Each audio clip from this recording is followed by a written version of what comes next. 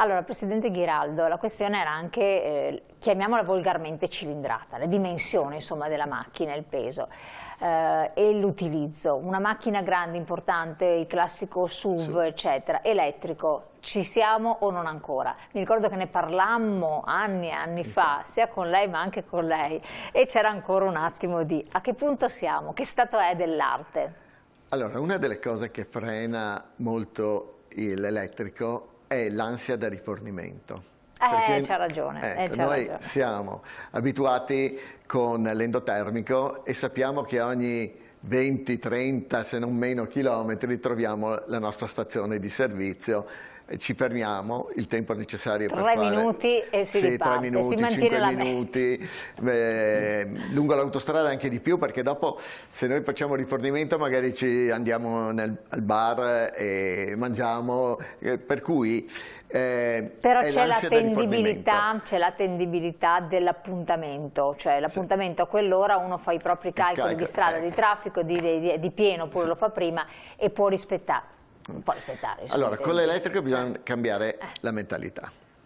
Cioè non possiamo più rifarci su quello che facevamo con la motorizzazione in endotermico. Allora, se facciamo poca strada non c'è problema, perché come diceva Giorgio, 350 km, che è la media delle vetture piccoline, l'autonomia media delle vetture piccoline, io parto alla mattina, mi faccio i 60-70 km, rientro e attacco la spina e me la ritrovo carica il giorno dopo.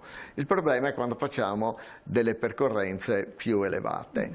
Allora, dobbiamo tenere presente una cosa, che l'elettrico consuma anche quando siamo fermi, perché il tergicristallo, la radio, il climatizzatore o l'impianto d'aria calda assorbono della corrente, per cui non possiamo fare sempre affidamento ai chilometri di autonomia. Esatto, infatti uno dei problemi... E anche l'accelerata, il sorpasso, sì, l'accelerata, il velocità. sorpasso, la velocità media che facciamo. Infatti una delle critiche che ci fanno i clienti è ma l'auto è prevista per metto 500 km, ne faccio 4-450. In effetti bisogna tenere presente che la vettura consuma anche se è ferma, per cui quando faccio un viaggio devo tener conto un po' della percorrenza che faccio ed eventualmente di una stazione di rifornimento a metà strada. Che ci deve, ecco, però se arrivi alla stazione, allora, a volte per alcune marche c'è la possibilità di prenotare, non per tutti, non hanno questa possibilità e ci sono tempi d'attesa. A volte tempi d'attesa anche abbastanza lunghi, perché ci sono più autoveicoli che sono lì, che sono prenotati. Perché noi abbiamo fatto le colonnine, sparpagliandole un po' per le città o per le strade, invece secondo me andrebbero fatti dei parchi di rifornimento, dove ci sono almeno una ventina di colonnine, dove uno può arrivare, sa di trovarne una libera. Sicuro. E fa il rifornimento. Ma questo vale anche per le città, perché se qualcuno viene a Padova non possiamo pretendere che vada a cercarsi la colonnina unica, che lasci la macchina 2 ore, 2 ore e mezza e dopo ritorni per staccarla e vada a ricercarsi un altro parcheggio. Dobbiamo creare dei parcheggi dove ci sono almeno 20-25 colonnine, in modo che uno arriva, cioè ricarica la vettura e la ritira quando ha finito. Esatto, questo già apre un mondo. Se già non ci sono parcheggi a Padova, se li mettiamo fuori città, quella povera persona 2 ore cosa fa? Dove va? Perché deve togliere una bicicletta dal baule e andare da qualche parte. Purtroppo bisogna ripensare cioè, tutto il modo della mobilità. Infatti questo è un problema, infatti dopo affrontiamo anche questo discorso della mobilità, perché non è cosa di poco conto. Dobbiamo rivedere un po' i parcheggi, perché anche il centro cittadino non è detto che metto proprio in centro cittadino metto delle colonnine e ho risolto il problema. Forse è più utile fare dei parchi di ricarica con dei parcheggi limitrofi ai centri storici e dopo creare una mobilità per entrare nel centro storico.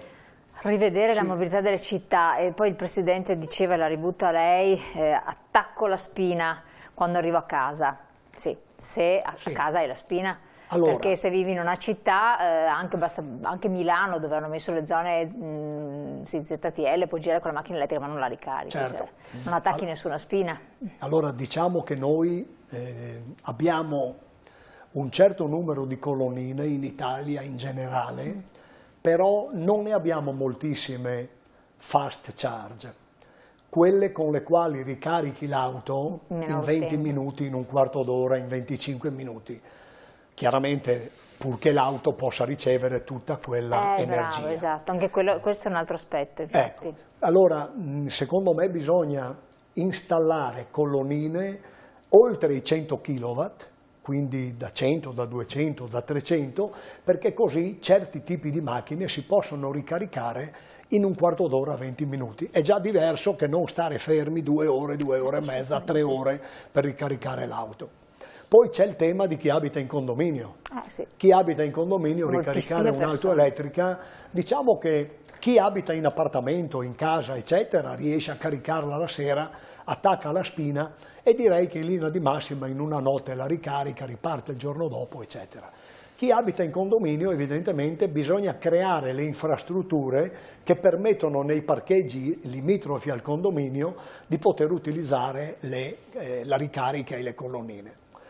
È chiaro che stanno investendo molto, un po' tutti, anche se le infrastrutture sono in itinere, però devono continuare a investire, ma a breve, perché evidentemente se io vado e ho le infrastrutture che mi ricaricano la macchina in 20 minuti, posso anche prendermi un caffè, risparmiare quei 3 minuti del benzina, diventano 20 con l'elettrico, mi adeguo, non c'è nessun problema. Però evidentemente devo avere la possibilità di trovare delle ricariche veloci, questo è importante. Assolutamente. Ecco, questo delle ricariche veloci, ci sono appalesati dei problemi, glielo chiedo a voi che siete del settore, per quanto riguarda, soprattutto se non erro, le ibride, però anche non solo le ibride, una nota marca ne ha avuti di problemi anche in altri paesi che hanno preso fuoco. E questa è una cosa nota, basta andare a muoversi un po' nei vari blog di certi marchi, ma anche magari tutti quanti noi conosciamo chi ha vissuto questa tragica esperienza dell'autocombustione. Ma allora, l'incendio su di una vettura elettrica, con la batteria, diciamo, elettrica o ibrida, fa notizia, perché c'è un po' puntato sull'elettrico, però se guardiamo anche le endotermiche subiscono degli incendi perché è rotto un tubetto della benzina, per cui la benzina cade su parti calde e prende fuoco o per altri motivi. Quindi si bilancia, ecco, però non fa notizia. Si bilancia, le due cose si bilanciano. Certo che il prodotto adesso si sta evolvendo, per cui ci sono tante, diciamo, l'evoluzione ha portato a una diminuzione di questo fenomeno qui dell'incendio. Quindi c'è maggiore attenzione, insomma, da questo punto di vista. Poi c'è anche un'altra cosa che ci vogliono per maneggiare in fase di riparazione della vettura con la batteria, ci vogliono delle accortezze. Non tutti sono in grado di intervenire su queste vetture qui. Quindi un'evoluzione anche di chi si occupa, il meccanico, l'elettrauto, chi può essere? Allora, noi nelle concessionarie abbiamo tutto il personale che ha fatto dei corsi e che alle concessionarie sono costati parecchio e continuano a fare dei corsi per poter operare nelle vetture con le batterie, che possono essere ibride o elettriche pure. Certo, quindi l'importanza del personale qualificato. La durata è un altro aspetto importante. La durata, prima abbiamo parlato delle batterie, quanto dura effettivamente una batteria e che possibilità c'è poi, perché uno fa un investimento di un certo tipo e si parametra al proprio autoveicolo. Adesso poi giustamente dicevate dei numeri, lei stesso diceva dei numeri interessanti di numero di auto che sarebbero fuori mercato, però vuol dire che la gente adesso l'auto se la tiene. Sì, beh, allora diciamo che l'economia, ne sentiamo parlare tutti i giorni, non è delle più agevoli, delle più facili, no? E quindi evidentemente chi ha la macchina che funziona, prima di valutare di cambiarla, ci pensa un attimo, però è vero anche che con gli incentivi che ci sono, forse se uno deve cambiarla perché è vecchia o perché comunque diciamo gli costa anche manutentarla, fa due conti, forse gli conviene cambiarla. Però al di là di questo, l'auto oggi ha raggiunto un livello altissimo di tecnologia, no? Che se ne dica delle centraline o delle batterie delle auto elettriche. Oggi fa notizia, come diceva poc'anzi Massimo, dire che ha preso fuoco un'auto elettrica, ma non dimentichiamoci che è successo che qualcuno possa rimanere senza freni perché si spacca il tubetto dei freni, esce l'olio e la macchina non frena, e quello fa un incidente lo stesso. In tanti anni, purtroppo capita, certo. Capitano degli inconvenienti come nelle auto, in tutte le cose, no? Quindi non fasciamoci la testa che la batteria diciamo, è da ripristinare, potrebbe prendere fuoco e non si spegne l'incendio, cioè diciamo che le auto hanno delle garanzie, con la garanzia coprono tutto, compreso la batteria. Quindi quando compro un'auto elettrica di un determinato marchio piuttosto che di un altro che mi dà o 5 o 3 o 7 anni di garanzia, io so che per quel periodo lì ho tutto in garanzia. L'utilizzo della batteria direi che è l'ultimo dei problemi, perché consideri che hanno testato che dopo 7 anni la batteria ha ancora la performance al 90%. Dopo 7 anni, quindi la performance della batteria è comunque, diciamo così, interessante, perché se lei considera che dopo 7 anni ho fatto qualche centinaio di migliaia di chilometri per uno che fa strada, oppure comunque un centinaio di migliaia di chilometri e ho la batteria ancora praticamente efficiente. Quindi è bello parlare, è bello leggere anche i blog, è bello anche capire quello che si dice, ma è anche bello essere pragmatici e dire compro una perché ho dei vantaggi, compro l'altra perché ho degli altri vantaggi, ripeto, in funzione di quello che il cliente vuole da un'auto. Certo, dell'utilizzo che effettivamente c'è anche un'evoluzione sia per quanto riguarda le batterie, ma anche per l'eventuale riparazione della batteria, perché la batteria è fatta da tante cellule che sono, cioè, è come se noi avessimo tante piccole batterie messe in un contenitore. E allora fino a non molto tempo fa bisognava sostituire tutta la batteria. Adesso si comincia a fare la riparazione sulla batteria, cioè la sostituzione della cella che è usurata o guasta, oppure della centralina. La tecnologia sta in questa direzione, sta andando avanti velocemente, perché il prodotto comincia ad esserci, e comincia ad esserci in numero tale da giustificare, diciamo, gli investimenti per queste riparazioni. Certo, ecco, superate queste questioni tecniche, poi ci sarebbero tante altre osservazioni, però là si va anche, credo, sulla tipologia di prodotto che viene venduto, una marca anziché un'altra, con le proprie caratteristiche, eccetera. È un passaggio culturale, un passaggio di mentalità, perché fino a qualche anno fa si diceva usa l'elettrico e spendi meno, perché l'incentivo era quello, spendi meno, sì, perché vai elettrico, e adesso con l'elettrico non spendi meno, tra quello che è costato l'autoveicolo, la ricarica, che poi la ricarica fatta ancora, quella fast, costa ancora di più, perché bisogna ricordare questo, o fatta a casa l'energia elettrica ci costa tantissimo, poi uno deve aumentare i kilowatt a casa, quindi c'è tutta una serie di lavori che devono essere fatti, quindi non è quello, è un qualcosa di ulteriore, per quello è importante anche capire. Che cos'è che bisognerebbe, che noi consumatori, cittadini dovremmo comprendere? Ma allora, diciamo che, come dicevo prima, se io utilizzo l'auto come bene che mi porta a lavorare o che mi fa fare i servizi della giornata di cui ho necessità e faccio determinati chilometri, quindi ripeto 50, 60, 100 chilometri al giorno, oggi l'auto elettrica a mio avviso è conveniente. È vero che anche l'elettricità costa, ma è anche vero che anche la benzina o il gasolio costano, non ce lo regalano.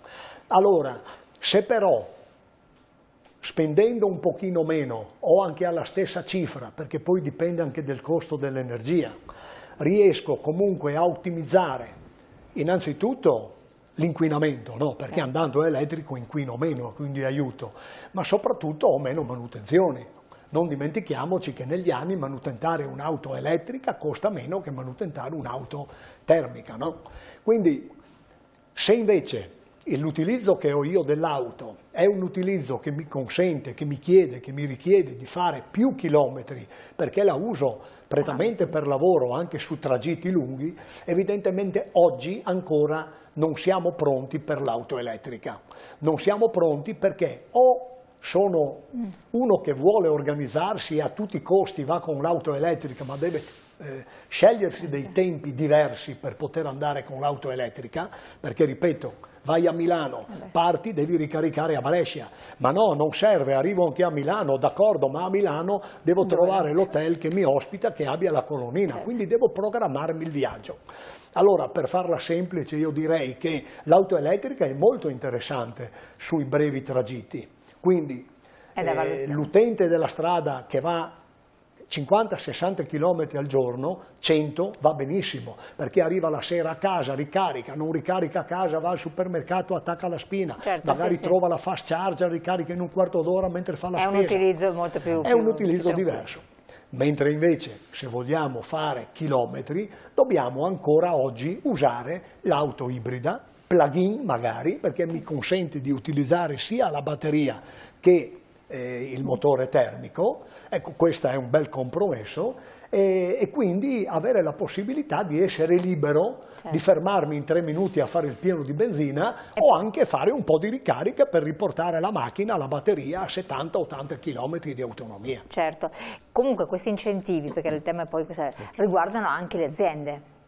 Sì, riguardano anche le aziende e anche qui sono un po' articolati, per cui il consiglio è quello di andare al concessionario. Quindi un'azienda che volesse fare una conversione di alcune auto dice perché no, me ne prendo alcune elettriche perché può avere un utilizzo interessante, voi concessionari siete in grado di fare un piano? Sì, di fare un piano per le aziende e anche proporre dei pagamenti e delle versioni di utilizzo delle auto più diciamo rapportate all'azienda. Questo è importante, quindi qualcosa costruito su misura in base all'azienda. Viene costruito, ormai costruiamo tutto un po' su misura per quanto riguarda le vendite delle auto, sia per il privato che per le aziende. Abbiamo un'infinità di forme di pagamento, noleggio, riscatto finale, rata bassa all'inizio, cioè ce ne sono veramente tante, per cui in questa trasmissione è difficile spiegarle, faremo solo diciamo, ci sono tante opportunità. Però se i clienti interessati vanno presso le concessionarie trovano tutta l'assistenza che hanno bisogno. Ecco, un'altra cosa riguardo sempre al costo dell'auto elettrica per quanto riguarda l'energia. È vero che soprattutto dalla colonnina l'energia è un po' più cara, però teniamo presente che ci possiamo mettere il fotovoltaico. Ecco, per cui con un impianto fotovoltaico, con recupero della corrente, possiamo alla sera caricare la nostra vettura a costo quasi zero. Certo, siamo in chiusura, solo una battuta, il mercato dell'auto in Veneto come sta andando?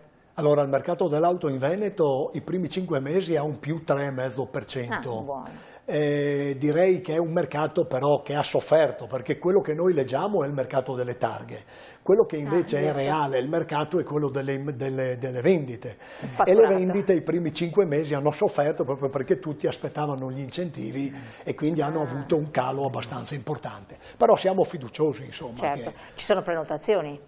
Allora, oggi sapendo che dovevo venire qui ho fatto anche un po' di telefonate ai miei colleghi.